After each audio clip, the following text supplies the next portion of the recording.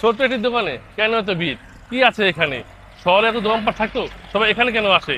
চলুন দেখে আসি টাকা ফুড কর্নারের একটি গল্প। ভাই, এক প্লেট ফুচকা মানে এটা শুধু খাবার না, এটা একটা ইমোশন। আর তাকোয়া ফুড কর্নারে যদি ফুচকা হয় তাহলে কোনো কথাই নেই। সত্যি বলছি, আপনি এই দোকানের প্রেমে পড়ে যাবেন। তাকোয়া ফুড কর্নারের দুটি খাবার অনেক স্পেশাল, এক হচ্ছে দই ফুচকা আর এক হচ্ছে রাজকাচুরি। আর সবচেয়ে মজার ব্যাপার হচ্ছে এই দইটা তাদের নিজেদের হাতে তৈরি করা খাঁটি গরুর দুধ দিয়ে।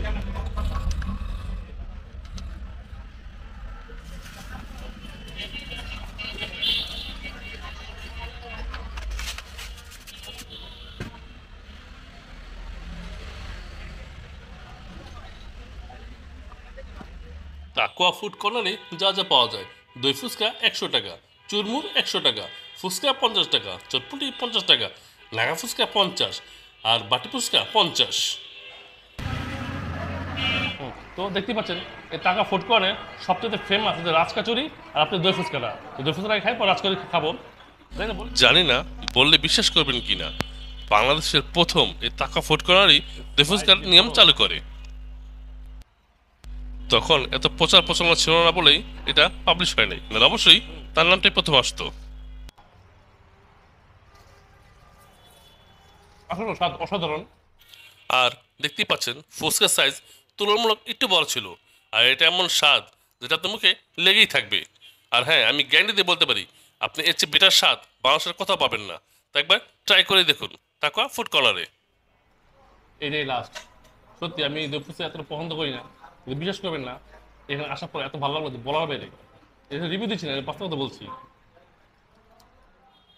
আপনাদের তাকওয়া ফুড কর্নার আসতে হলে অবশ্যই আসতে হবে সিকাইটোলা, খোলামল রোড, কেরানীগঞ্জ। আর একটু সহজ করে বলতে গেলে এই খোলামল রোড বিএমপি অফিসের ঠিক অপোজিটেই এই তাকওয়া ফুড কর্নারটি। জায়গাটা ছোট হলেও অনেক সুন্দর করে তারা ডেকোরেট করেছে, দেখতেই পাচ্ছেন কি সুন্দর বসার স্থান। আমরা এখন শুনবো টাকা ফুড কর্নার যে মালিক, সেই ব্যবসায় কি করে এলো এবং তার এই ব্যবসায় কোনো গল্প আছে কিনা। চলুন তাহলে যাওয়া যাক। আসসালামু আলাইকুম ভাই। ওয়ালাইকুম সালাম, আলহামদুলিল্লাহ ভালো আছেন? জি, আজ আমরা আপনার দোকানে আসলাম। আমরা শুনলাম আপনার ফুচকার দোকানে ফুচকা অনেক ফেমাস। তো আপনি এই জায়গায় কি করে আসলেন, কি করে শুরু করলেন এই ব্যবসাটা, আমরা জানতে চাচ্ছি। আমি অ্যাকচুয়ালি চাকরি করতাম, টেক্সটাইলে ছিলাম, আমি পড়াশোনা ম্যানেজার ছিলাম। তো ওখান থেকে আমার ওই যেই স্যালারি পেতাম, এই স্যালারিতে আমার সংসারে একটু টানাপোড়েন ছিল। এই কারণে আমি চাকরির পাশাপাশি ব্যবসা করার চিন্তা করলাম। তো 2006 সালে আমি অফিসের পরে বিকালে বিকালে আইসা এই ধানমন্ডি শঙ্করে আমি ব্যবসাটা শুরু করি। তো ওখান থেকে আলহামদুলিল্লাহ এক দেড় বছর পরে আমি আর আমার চাকরি করতে হয় না। তখন থেকে এই পর্যন্ত এখন আমি এই কেরানীগঞ্জের বামনসুর শিকারিটোলায় এখানে এই দোকানটা দিয়েছি। আমার শঙ্করের ব্যবসাটা ফুটপাতে ছিল, এখন আমি নিজে এইখানে একটা দোকান দিয়েছি। তো এইখানে আপনার ব্যবসা কেমন চলে? আলহামদুলিল্লাহ নতুন হিসাবে অনেক ভালো। হ্যাঁ, দেখলাম আপনার ফুচকার স্বাদগুলো আসলে অনেক অসাধারণ ছিল।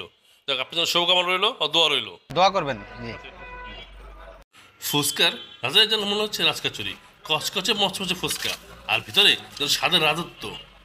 টক মিষ্টি দই, মুচমুচে চানাচুর, বাদাম আর কিসমিসের ম্যাজিক, সাথে ডিম, লেবু আর সস, এর মিশ্রণ তো আছেই। তো তৈরি হয়ে গেল আমাদের সুস্বাদু রাজকাচুরি। দেখতেই পাচ্ছেন অসাধারণ লাগছে, অসাধারণ। আর খাওয়ার টেস্ট, ও, কামড়ে কামড়ে স্বাদ। দেখতেই পাচ্ছেন প্রতিটা কামড়ে একটা অন্যরকম স্বাদ। তাহলে আর দেরি কেন, আজই আসুন স্বাদের রাজকীয়তা অনুভব করতে। আজ আমরা বিদায় নিচ্ছি টাকা ফুড কর্নার থেকে, কিন্তু এই স্বাদের এই যাত্রা এখানে শেষ নয়। আবার ফিরবো নতুন স্বাদ ও নতুন অভিজ্ঞতা নিয়ে। এতক্ষণ আমাদের সঙ্গে থাকার জন্য অসংখ্য ধন্যবাদ। আসসালামু আলাইকুম।